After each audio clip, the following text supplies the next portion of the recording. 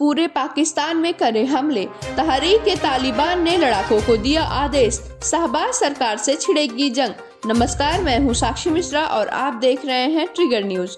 प्रतिबंधित तहरीक-ए-तालिबान पाकिस्तान टीटीपी ने जून के महीने में पाकिस्तान सरकार के साथ हुए अनिश्चितकालीन संघर्ष विराम को सोमवार को खत्म कर दिया है। इतना ही नहीं, टीटीपी ने अपने उग्रवादियों को पूरे पाकिस्तान में हमले करने का आदेश दिया है। पाकिस्तान तालिबान ने कहा कि खैबर पख्तूनख्वा प्रांत के बन्नू और लक्की मरवत क्षेत्रों में सैन्य संगठनों द्वारा लगातार अटैक किए जा रहे हैं।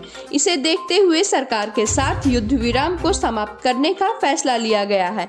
आतंकवादी समूह टीटीपी ने अपने लड़ाकों से कहा है कि विभिन्न क्षेत्रों में मुजाहिदीन आतंकवादियों के खिलाफ अन्य अभियान चल रहे हैं, लिहाजा अब यह जरूरी हो गया है कि आप पूरे देश में जहां कहीं भी हमले कर सकते हैं करें। टीटीपी को पाकिस्तान तालिबान के रूप में भी जाना जाता है। टीटीपी को 2007 में आतंकवादी संगठन के रूप में शामिल किया गया था। इसका उद्देश्य पूरे पाकिस्तान में इस्लाम को अपने कट्टरपंथ को लागू करना है। आतंकी संगठन की ओर से जारी बयान में कहा गया है कि उनकी ओर से कई बार संघर्ष विराम के उल्लंघन के बारे में चेतावनी दी गई थी, लेकिन इस ओर कोई ध्यान नहीं दिया गया था। हम लंबे समय से धैर्य रख रहे थे। हम चाहते थे कि युद्ध विराम का उल्लंघन हमारी ओर से न हो। टीटीपी ने कहा कि सेना और खुफिया एजेंसियां रुकी नहीं, उन्होंने लगातार हमलों को जारी रखा। अब हमारी ओर से भी पूरे पाकिस्तान भर में जवाबी हमले किए जाएंगे। टीटीपी के इस एक्शन के बाद सरकार और खुफिया एजेंसियों की ओर से फिलहाल कोई प्रतिक्रिया सामने नहीं आई है। दरअसल टीटीपी ने जून में सरकार के साथ युद्ध विराम की घोषणा की थी, लेकिन सुरक्षा बलों पर भी हमले किए जा रहे थे।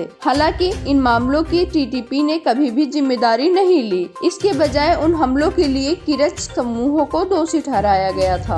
पाकिस्तान ने पिछले साल अंतरिम अफगान सरकार की मदद से टीटीपी के साथ बातचीत शुरू की थी, लेकिन तब हल नहीं निकला था। इसके बाद दोनों पक्षों ने इस साल मई में फिर से वार्ता शुरू की। इसके बाद जून में युद्ध विराम हुआ। हालांकि इसके भी दूरगामी परिणाम नहीं आए, क्योंकि सरकार ने खैबर पख्तूनख्वा प्रांत में कबायली क्षेत्र के विलय को रद्द करने से इनकार कर दिया था। हालांकि टीटीपी का यह फैसला नए सेना प्रमुख जनरल आसिम मुनीर के सामने बड़ी चुनौती होगी, क्योंकि यह मंगलवार को रावलपिंडी में एक समारोह में अपना पद संभालेंगे। अक्टूबर में आंतरिक मंत्रालय ने टीटीपी के साथ शांति वार्ता ठप होने के बाद अधिकारियों को राष्ट्रव्यापी अलर्ट जारी करने का आदेश दिया था। साथ ही कहा था कि टीटीपी से अत्यधिक सतर्कता रखनी होगी। मंत्रालय ने टीटीपी के उप समूहों के इस्लामिक स्टेट में शामिल होने या आतंकवादी हमलों से फिर से शुरू करने की आशंका भी जताई थी। वहीं टीटीपी ने पाकिस्तानी सरकार पर अपनी मुख्य मांग को पूरा न करने का आरोप लगाया है। विदेश मंत्री बिलावल भुट्टो जरदारी ने इस महीने की शुरुआत में सरकार से उग्रवादी संगठन से निपटने के लिए अपनी रणनीति पर फिर से विचार करने का आह्वान किया था। उन्होंने कहा था कि आंतरिक सुरक्षा और आतंकवाद के संबंध में हमने जो निर्णय लिए हैं